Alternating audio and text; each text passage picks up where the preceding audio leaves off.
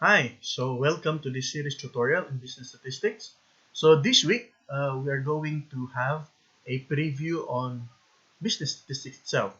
So our learning objectives for this particular video is that in this chapter, we will answer the following questions. Number one, why do we have to study statistics? Number two, what is the difference between descriptive and inferential statistics? Number three, what is the difference between categorical and numerical variables? Number four, what are the measurement scales? Okay, so let's get started.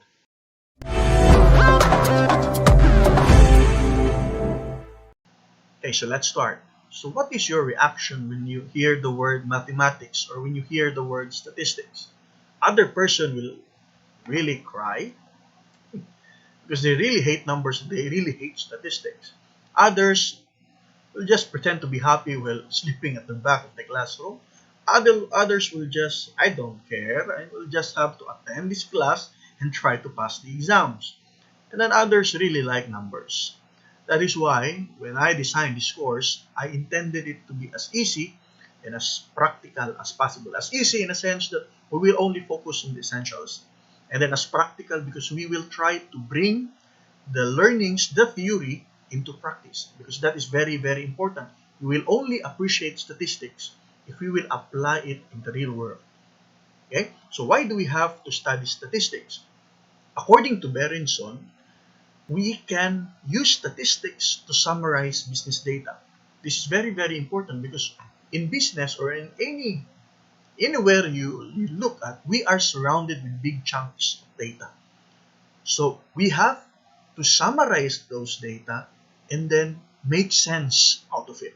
We really have to make sense out of it. And then we can draw conclusions from those data, and we can also create reliable predictions and forecasts in order for us to improve our business process. And then statistics is really, really important when you are pursuing in research or thesis track, because we will try to integrate research in our discussion. Okay? So statistics, there are two branches of statistics. We have the descriptive. So the descriptive statistics, we are just a method that helps collect, summarize, present, and analyze data. And then the other one is the inferential statistics. So the inferential statistics are the methods that use the data collected from a small group to draw conclusions about the larger group. Basically, we will discuss this one. We will apply the concept of the Raymond. Yung Raymond natin. And then we will try to integrate saan banda si descriptive and then saan banda si inferential statistics. Okay? Basically, the concept of the descriptive is you just have to describe the data from the populations. You will take the sample and then describe mo yung sample.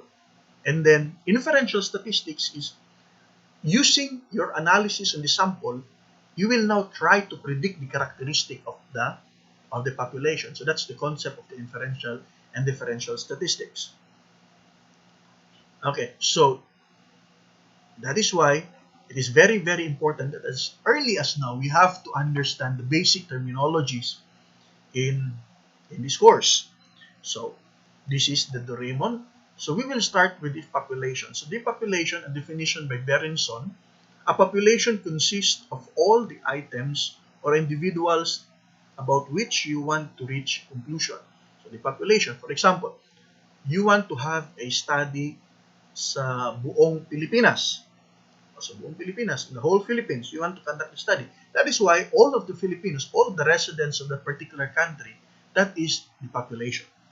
Alright? And then, parameter is the measure that describes the characteristic of the population. So, the characteristic, you can solve statistics there. You can solve the numbers. So, for example, sa buong Pilipinas, ilang milyon tayo? So, those numbers that describes the population are called parameter. Okay? And then from the population, this is very, very important. So from the population,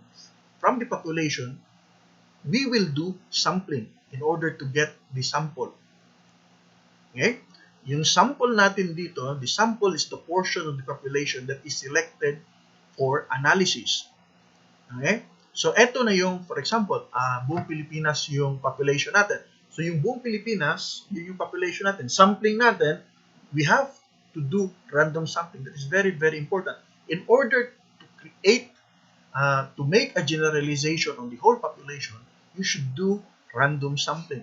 So, pag random sampling mo na ngayon, random sampling ka na, assuming you got 1,000 respondents. So, yung 1,000 respondents ngayon, yun na yung tawag mo na sample. Yung sample na yun,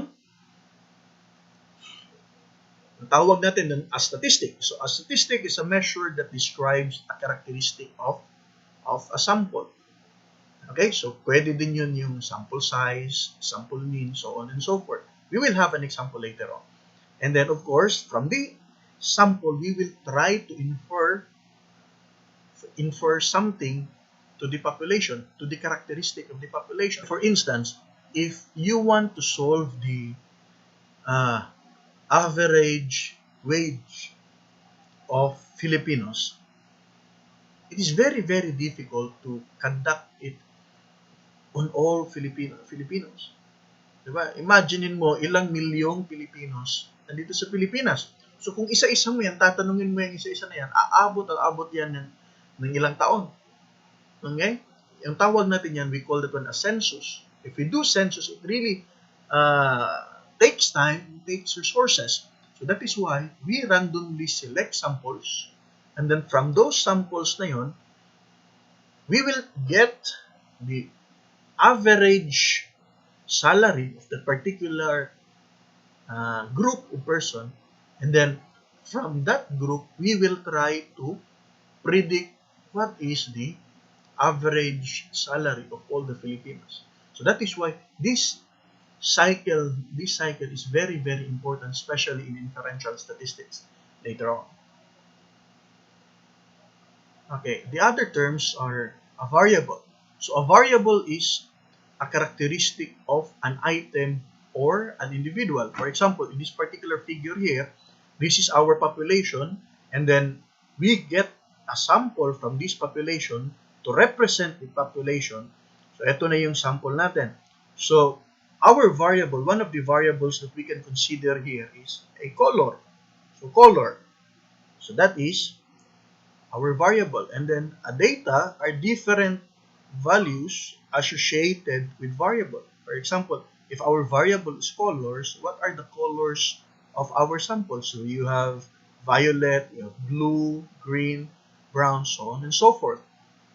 Okay, so that is variable and that is data. So variables can be classified as categorical. So categorical variables are also known as qualitative variables, values that can only be placed into categories such as yes or no, male or female. Okay, and then we also have numerical. So numerical are also known as quantitative variables, have values that represent quantities. In other words, categorical, if yung variable mo are words. Yan na yun, as simple as that. Pag words gani yung variable mo, we call that one as categorical. Pag numerical naman, yan na yung mga numbers, 1, 2, 3, so on and so forth. So numerical can also be further classified as discrete and continuous. So discrete variables have numerical values that arise from counting process. So that is only 1, 2, 3, 4, 5. And then continuous produce numerical responses that arise from measuring process. So, sa madaling sabi, ang ibig sabihin lang yan, yung discrete numbers are whole numbers. Continuous numbers, pwede siya magkaroon ng decimal point. Okay, so, okay? As simple as that. For example, 5. Pag 5 yan siya, ibig sabihin yan, discrete yan. So, pag sinabi mong 5.20, pwede siya maging 5.25, that is a continuous variable. Okay, so let's take a look at some examples here. So, for example, do you have a profile on Facebook? Yes or no? So, your options, titingnan mo yung options mo. Yung options mo are words. So, that is, your response are considered as categorical variables, yes or no. Tama ba? That is categorical. Next is, how many text messages have you sent in the past week? So, pwede ba yung messages na masend mo will be 1.5, 1.25? Hindi, pwede yan. Siguro, pwede yung mga lumang cellphone na some text missing, right? But in our generation now, yung message mo is really buong message. So, hindi pwede maging 0.5, 0.5 yan. So, in this particular case here, that is a numerical discrete variable. And then, for example, another example here is how long did it take to download a video game in seconds? So, in seconds, so you can download it in 10 seconds, 10.1 seconds, 10.5 seconds. So, pwede siya maging bungkig. Bungkig na siya in Bisaya. Or may batal. So, pwede siya may decimal point. So, in this case, that is a numerical continuous variable. Okay? So, the last item that we have to discuss in this lecture is the measurement scales. So, the first is nominal. So, by definition, nominal scale classifies data into distinct categories in which no ranking is implied. So, for example, the male or female. So, it does not necessarily mean na mas mataas yung lalaki at saka yung kaysa sa babae, mataas yung babae kaysa sa lalaki. So, that is a nominal scale. Or another example is the yes or no question. So, yes or no, walang mas mataas, walang mas mababa yan na kanyang klase na variable. The other one is the ordinal variable. An ordinal scale classifies values into distinct categories in which ranking is implied. So, sa nominal, walang ranking. Sa ordinal, may ranking na. Okay? Common example niyan is yung year level ng mga estudyante. So, you have the first year, second year, third year, at saka fourth year. So, there is a distinction between ranks. Okay? Pwede din ranks sa trabaho. Pwede din yan. Or positions in your organization. So, that is an ordinal variable. So, next is yung interval variable. So, by definition, an interval scale is an ordered scale in which the difference between the measurements is a meaningful quantity but does not involve true 0 point. Okay? An example niyan is the temperature. Temperature, for example, the degree centigrade. 0 degrees centigrade does not imply that there is an absence of heat. Okay? When we review our physics, di ba? The 0 degree centigrade can be converted to 273 Kelvin. So may presence pa yan ng heat. There's no absolute zero.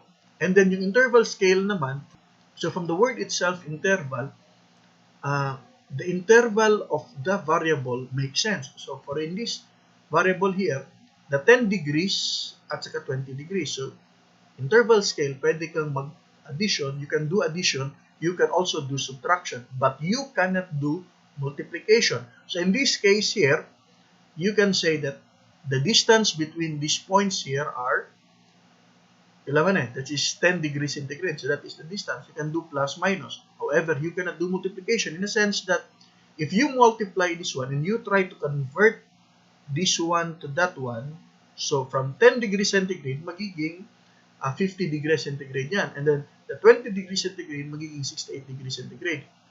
So, it will not make sense if the interpretation is that 20 degrees centigrade is twice as much as 10 degrees centigrade. That is already wrong. Kasi if we're going to convert that one to Fahrenheit, the 68 degrees Fahrenheit is not twice as much as 50 degrees Fahrenheit. So, the ratio does not make sense. So, that is why dito napapasok is the last measurement scales, the ratio. So, a ratio by definition is an ordered scale in which the difference between the measurements involve a true 0 point. For example, the height. For example, in this particular case here, the weight. So, pag sinabi mong 0 kilogram, ibig sabihin niyan, there is an absence of weight. Wala talagang timbang yan. Kasi 0. And then, you can also do multiplication in this case. So, for example, the 20 kilograms is twice as much as 10 kilograms. And if you do multiplication, So, i-convert mo yung 10 kilograms times 1,000 mo lang yan. So, 10 times 1,000, that is 10,000. 20 times 1,000, that is 20,000. And then let's try to interpret this one. Is it still twice as much as 20,000 grams? Yes. So the 20,000 grams is still twice as much as 10,000 grams. So pwede siya, you can do multiplication. So in this case, weight is a ratio type scale of a variable. Okay, so these are the references that I use in this video presentation. And then I will attach a link of the short quiz that you're going to take to check your understanding on the topic that we have just discussed. Okay, so good luck and see you.